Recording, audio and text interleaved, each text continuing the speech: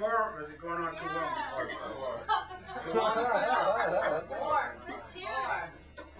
Okay, in my trilogy, I wrote a book called The Cleveland Lobster Water Country.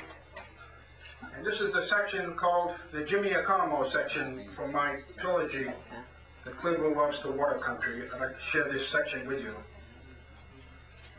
An ale of sea filled Bot's head now, memory, like an overwhelming wave, large like a tongue to smash your beach. Bot facing, suddenly lying here in Central America. I had to run out of the clear blue lobster water country, where the deep soul heart of me is, rush out of there from frightened people, savage in their frustration, over me in deep depression, taking you quick out of the way more than ever taking care of you. A plate of cold food, Franco-American spaghetti out of a can, opened fast and thrown at you with a snarl. You better not complain or ask for seconds, or you go right to bed without anything. Meanness is from nothing you ever do bringing you happiness. The sea never pays well. It makes you into the froth of its waves. The lobster ocean is loud.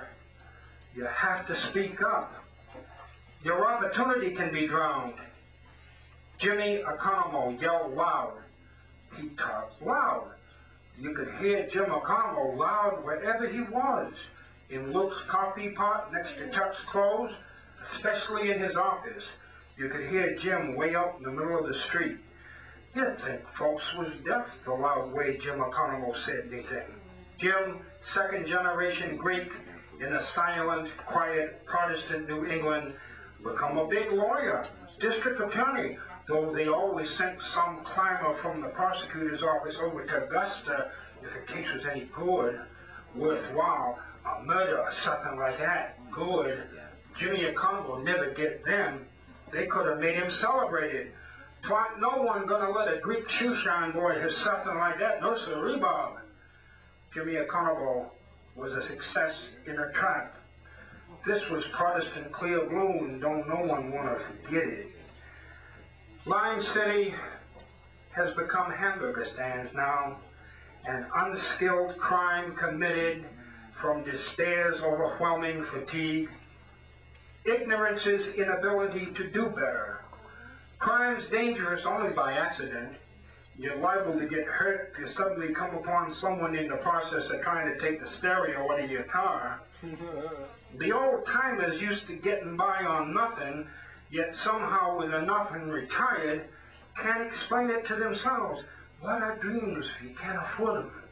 Still, the sea, blood blue some days, and sharp in your nose, sea smell, clear, clean, with the death of the sardine on its breath, like the stench in the air in paper mill towns, mingled with lobster, fresh salt, sea air smell of lobsters thrust up in their traps, seaweed clinging like strangling potted ropes, though their own green as all always predicts their end. And in traps set down where they crawl, with all their tufted spindle legs, feelers on anything to eat, until it is us who will eat them. In lobster towns, the silence of death as a business keeps faces lips tight, without knowing why. Maybe we don't know why. The sea is grim when you reach in her until you have scooped her out, taken all her lobster forever.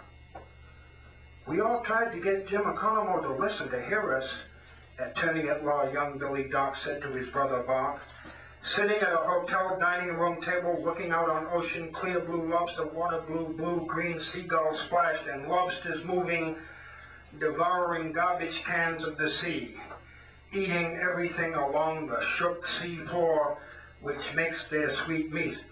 Death makes food for life. Bob reminisced.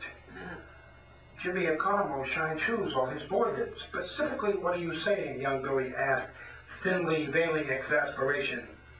Until Bob finished, he almost developed a permanent subservient hump, from bending over shoes to snap a shine on them, and he walked around spittoons with an apron on with pockets to put nickels in he collected from pool players, dropping nickels into the apron pockets along with shoeshine money. Finally, he burst out of it to law school. We advised Jimmy that our considered opinion was not to get Savas out of the Augusta State Hospital. Young Billy started again. Bob interrupted. Jimmy insisted. Young Billy picked up his drink and said, "Wouldn't listen. You know how loud Jim McConnell can be." Bob carefully. He was rising above the pool tables. Young Billy looked at Bob as he might at a witness or someone he was certain was guilty, but nevertheless would represent. "Well," young Billy continued, "much against our good counsel, Jim McConnell brought his client Savas here and took him into his office." "Don't tell me," Bob blurted. Jim got lobster grabbed. Yes, young Billy looked momentarily amused. "That's exactly it. All hell broke loose, as you put it, lobster claw pinch good. When they got inside Jim McConnell's office, and Jimmy had Savas sat down to listen to his wisdom, Savas shot him 5 times. It was always vague exactly where Paul O'Connell came from to the Clear Blue Lobster Water Company. He was a wonder and a worker. He started a shoeshine stand and added a pool room right across from May's ice cream parlor. Fishermen come in with sea stink in their clothes, stomach-wrenching smell of fish and relit coal cigars, while Paul O'Connell and his 4 boys walked around collecting nickels for pool games and shine shoes. Big Billy, Smiling Billy, forbade Bob to ever go in there while he'd stop outside, make a point of stopping on Main Street, right out there publicly on Main Street, where word of who was speaking to who spread up and down Main Street from one end to other. Big Billy, Smiling Billy outside Paul O'Connell's, where he could be plainly seen talking to Paul. "Yes, indeed, yeah, I know it." And Paul O'Connell beaming, Big Billy smiling, that Smiling Billy smile of his and chatting affably with Paul O'Connell, beaming and talking with one of the white chosen, who, while not Protestant, but Irish, even Catholic, was quality worth talking to in that New England town. Telling everyone, Big Billy telling everyone what a hard worker and good man Paul O'Connell was, but forbidding Bob ever to go in Paul's, which in Big Billy's I must be appeased imagination never needed checking out. All the years Doc was in Paul's every day, being welcomed for his nickels while looked at with contempt as spoiled, no account. Young Billy Doc was what any pool shark could want a boy of his to be like. One by one, the sons of Paul O'Connell left the Lime City, where old Paul had hoped they'd settle. Ralph to Rhode Island, nothing more than a truck driver.